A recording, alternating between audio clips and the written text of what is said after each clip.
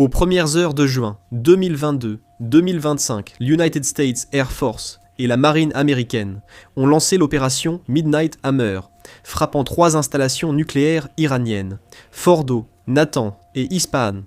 La mission a été rapide, efficace et couronnée de succès, avec 14 bombes anti-bunker infligeant d'importants dégâts à leurs cibles. Et, selon les estimations officielles des experts, cela aurait retardé le programme nucléaire iranien de près de 2 ans. Au moment de l'attaque, l'attention s'est surtout portée sur ces bombes anti-bunker et sur les 7 bombardiers furtifs, B-2 Spirit, qui les ont largués. Mais les B-2 n'étaient pas les seuls avions américains dans le ciel cette nuit. Ils bénéficiaient du soutien efficace des F-35 Lightning II parmi les meilleurs avions de chasse mondiaux. Longtemps, le rôle des F-35 dans cette mission est resté secret, mais désormais tous les détails fascinants sont connus. L'armée de l'air a récemment expliqué comment les chasseurs F-35 ont complètement anéanti l'ensemble du réseau de défense aérienne de l'Iran en quelques minutes, laissant les installations nucléaires du pays totalement exposées aux bombardements des B-2, selon une série de rapports officiels qui ont été analysés et compilés dans le magazine Air and Space Forces. Des responsables de l'armée de l'air ont expliqué. Les F-35 étaient responsables à la fois de la suppression des défenses aériennes ennemies, des opérations suppression des défenses aériennes ennemies en Iran, ainsi que de la couverture des chasseurs pour la force de frappe lors de sa sortie de l'espace aérien iranien après les bombardements. Les experts et analystes avaient longtemps supposé que les F-35 étaient utilisés à des fins de suppression des défenses aériennes ennemies, mais l'armée de l'air n'avait publié aucune déclaration officielle pour confirmer ou infirmer cela jusqu'à présent. Un rapport publié sur le site officiel du 388e escadron de chasse commence le 22 juin 2025. L'opération Midnight Hammer a frappé avec succès des sites nucléaires en plein cœur de l'Iran, démontrant au monde les capacités inégalées des États-Unis. Les aviateurs et les F-35 à Lightning II du 388e escadron de chasse ont ouvert la voie. Les responsables de l'armée de l'air précisent que les F-35 du 388e ont été les premiers à entrer dans l'espace aérien iranien. Ils ont rapidement neutralisé les systèmes de défense aérienne ennemis et ouvert la voie à d'autres appareils, dont le B-2, des bombardiers furtifs, afin de pénétrer en toute sécurité dans la zone et d'accomplir leurs objectifs. Sans les F-35, l'opération Midnight Hammer aurait été très différente. Comme l'explique le lieutenant-colonel Aaron Osborne, commandant du 34e escadron de chasse, notre officier d'armement était le commandant général de la mission. Nous avons utilisé nos armes avec efficacité contre les sites de missiles solaires. Malgré leur système sophistiqué, ils n'ont pas réussi à nous cibler.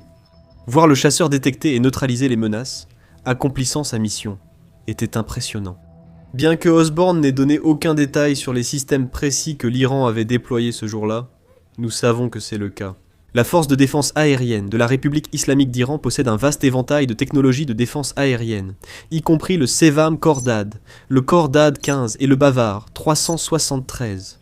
Le Sevam Khordad, ou 3e corps DAD, est un système de missiles mobiles à moyenne portée dévoilé en 2014. Il serait une version améliorée du système de défense aérienne RAD déployé en 2012. Il présente également des similitudes avec le Buk M2 russe. Avec une portée allant jusqu'à 200 km, 125 miles, il peut lancer des missiles taille R2B, capables d'atteindre des cibles à 30 km, 18 miles d'altitude. Grâce au radar X-BAN à réseau phasé actif, le 7 Khordad atteint une précision impressionnante et peut détecter jusqu'à 100 cibles à la fois. Équipé de 4 batteries au total, chaque bataillon 7 Khordad peut engager jusqu'à 16 cibles simultanément. Et ce système s'est certainement révélé efficace sur le champ de bataille, avec des rapports confirmés indiquant que le 7 Khordad a été utilisé pour abattre un drone de surveillance américain, RQ-4A Global Hawk. À l'été 2019, le Khordad 15 va encore plus loin. Dévoilé en juin 2019, lors d'une allocution de l'ancien ministre iranien de la Défense et actuel commandant en chef de l'armée iranienne, Amir Khatami. Il s'agit d'un système de missiles solaires. Doté de la capacité de détecter et d'intercepter une gamme de cibles, y compris des missiles de croisière, des drones de combat, des avions de chasse et des cibles furtives. Il tire des missiles longue portée Sayad 3, qui peuvent, selon les rapports, parcourir des distances allant jusqu'à 120 miles, soit 200 km. Et il aurait la capacité de détecter, d'intercepter et de détruire jusqu'à 6 cibles simultanément. Ensuite, il y a le Bavar, 373 peut-être, le plus mystérieux de tous les systèmes de défense aérienne iraniens, dévoilé en août 2016 et officiellement mis en service. 3 ans plus tard, en 2019. C'est un système de missiles solaires mobiles, longue portée que l'Iran présente comme rival du S-300 soviétique, largement employé pendant la guerre de la Russie contre l'Ukraine.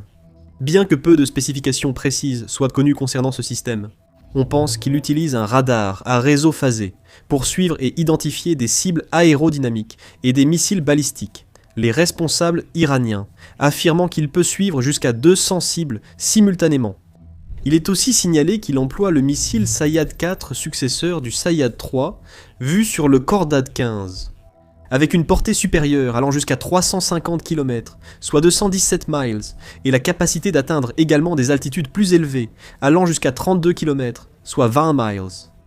En 2024, l'Iran a également dévoilé une addition encore plus moderne et potentiellement puissante à son arsenal de défense aérienne, l'Arman, conçu spécifiquement pour faire face aux missiles balistiques. L'Arman aurait la capacité de détecter des cibles dans un rayon de 180 km, soit 111 miles, et de les suivre dans un rayon de 160 km, 60 miles, prêt au combat en moins de 3 minutes.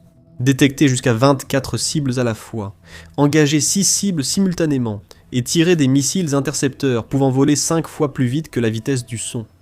En plus de ces modèles spécifiques, la force de défense aérienne iranienne possède également de nombreux autres systèmes de défense aérienne à base de canons, des systèmes de défense aérienne portables, des missiles anti-aériens portables, des systèmes radars et des plateformes de missiles avec des niveaux d'efficacité et d'efficience variables. Certains sont relativement anciens et peu impressionnants selon les normes actuelles, mais d'autres sont assez avancés et intimidants pour toute force ennemie tentant une attaque aérienne sur le sol iranien. Cela forme un réseau de défense aérienne complexe et stratifié, essentiel pour protéger l'espace aérien iranien. Ce réseau n'est sans doute pas le meilleur au monde et n'inclut pas forcément de systèmes individuels parmi les plus performants, en portée, fiabilité ou létalité. Cela reste une force puissante, et même une superpuissance militaire comme les États-Unis doit reconnaître la menace des défenses aériennes iraniennes et prendre des mesures stratégiques pour y faire face. Lorsqu'on mène des opérations dans cette partie du monde, c'est particulièrement vrai pour une mission comme l'opération Midnight Hammer, qui était considérée comme étant d'une importance capitale, pour détruire ou endommager fortement les principales installations nucléaires iraniennes et contrer ses ambitions nucléaires mondiales. C'était une mission qui ne pouvait pas échouer. Elle devait être parfaitement planifiée et réalisée avec les meilleurs atouts des États-Unis. Sinon, l'Iran aurait pu utiliser ses défenses aériennes pour contrer l'assaut, en tirant potentiellement sur les bombardiers B-2 et en forçant les escadrons de l'United States Air Force à effectuer des manœuvres d'évitement ou même à se retirer de l'espace aérien iranien, avant qu'ils ne déploient pleinement leur charge, ce qui aurait réduit l'efficacité de l'opération.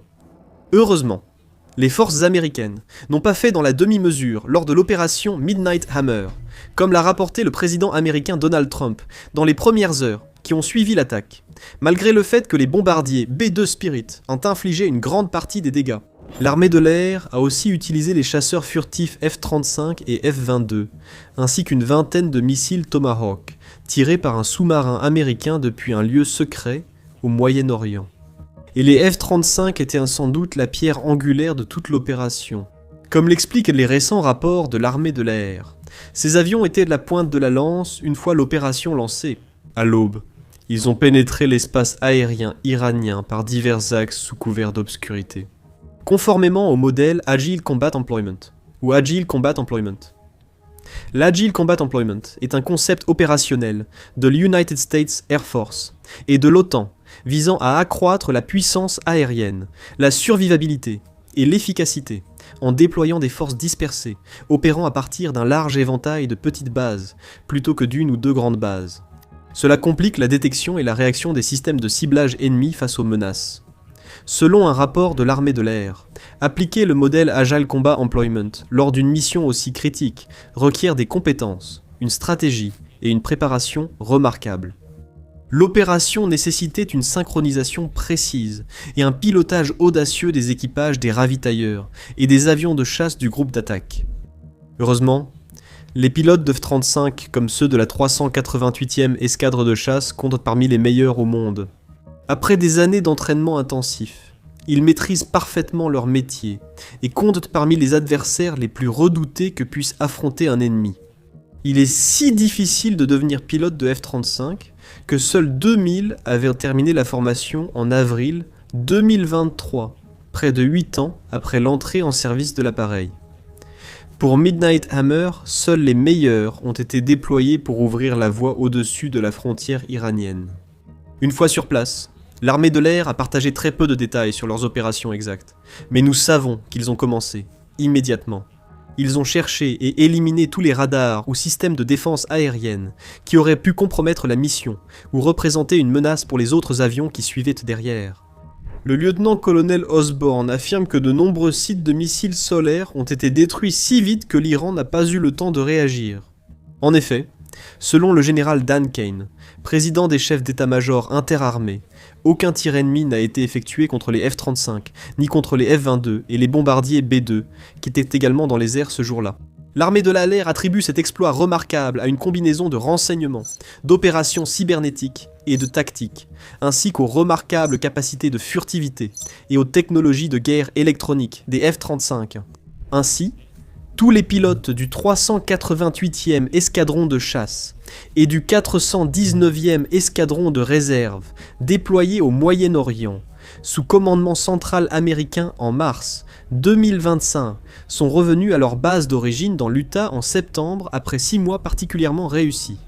Cela impliquait non seulement l'opération Midnight Hammer, mais aussi l'opération Rough Rider. Rough Rider a eu lieu plusieurs mois avant Midnight Hammer, en mars 2025. Elle a impliqué une vaste campagne de frappe aérienne et navale contre des cibles houthis au Yémen, menée sur plusieurs semaines. Plus de 800 cibles dont radars, défenses aériennes et sites de lancement de missiles ont été neutralisés. Tout cela dans le but de réduire les capacités des Houthis, à menacer les routes maritimes en mer Rouge et dans le golfe d'Aden, avec également des centaines de combattants Houthis tués selon les rapports. Les F-35 ont encore joué un rôle clé dès le début de l'opération. Selon le lieutenant-colonel Osborne, les avions ont pris leur envol presque aussitôt après leur arrivée au Moyen-Orient en mars. Nous avons été opérationnels en moins de 24 heures après notre arrivée sur le théâtre d'opération, pilotant le F-35. Lors des missions de combat contre des cibles Houthis, les avions ont joué un rôle actif en frappant et en détruisant une multitude de cibles militaires Houthis, allant des défenses aériennes aux dépôts d'armes. De plus, ils ont également enregistré les premières victoires aériennes au monde d'un F-35A contre des drones kamikazes. Le lieutenant-colonel Osborne a partagé des détails supplémentaires sur cette mission dite Wild Weasel. C'est la première fois en 20 ans que quelqu'un est pris pour cible en menant réellement la mission Wild Weasel. C'est la première fois que nous utilisons de nouvelles armes sur le F-35 bombardons des tunnels et frappons 2 fois les cibles avec des armes à forte pénétration. Le terme Wild Weasel remonte à la guerre du Vietnam et désigne tout avion équipé de missiles anti-radiation, utilisé pour supprimer les défenses aériennes ennemies en détruisant les radars et les sites de missiles solaires. À l'époque, les premiers Wild Weasel comprenaient des avions comme les F-100, FS, F-100 5, FS et F-4CS qui volaient en avant des autres appareils. Ils attiraient les radars ennemis et forçaient les défenses aériennes à s'activer et lancer leurs intercepteurs, révélant leur position. Les avions misaient sur leur vitesse et agilité pour esquiver les menaces et détruire les défenses ennemies. Aujourd'hui, l'United States Air Force s'appuie sur les F-35 les meilleurs du monde pour assurer le rôle des Wild Weasel. Bien que l'un d'eux, escorté de F-16, ait été impliqué dans une quasi-collision avec des missiles Houthis, tous sont rentrés indemnes, avec Rough Rider et Midnight Hammer, désormais inscrits dans l'histoire militaire américaine comme opération étrangère réussie. Comme le souligne le lieutenant-colonel Osborne, les participants pourront désormais repenser avec fierté à leur séjour au Moyen-Orient. Les rites de passage sont rares aujourd'hui. Mettre sa vie en danger, s'appuyer sur ses compétences, son équipe et son équipement, puis s'en sortir. C'est la sensation la plus incroyable au monde, je leur dis. Vous allez courir après ce sentiment pour le reste de votre vie. Il n'y a absolument rien de comparable aujourd'hui. Le succès de ces missions met également en avant l'immense valeur, la polyvalence et les technologies de pointe qui font du F-35 une icône inégalée dans le monde des avions de chasse. Issu du Lockheed Martin X-35, qui était un avion conceptuel destiné à remplacer le F-16 Fighting Falcon, le Fighter Attack, 18 Hornet et le McDonnell Douglas Attack Evol, 8B, Harrier II, entre autres. Le F-35 est entré en développement. Au début des années 2000, a effectué son premier vol en 2006, mais n'est entré en service qu'en 2015. Bien que le programme ait été critiqué au fil des années pour son coût et sa complexité, les moteurs F-135 qui propulsent ces avions coûtent à eux seuls plus de 20 millions chacun.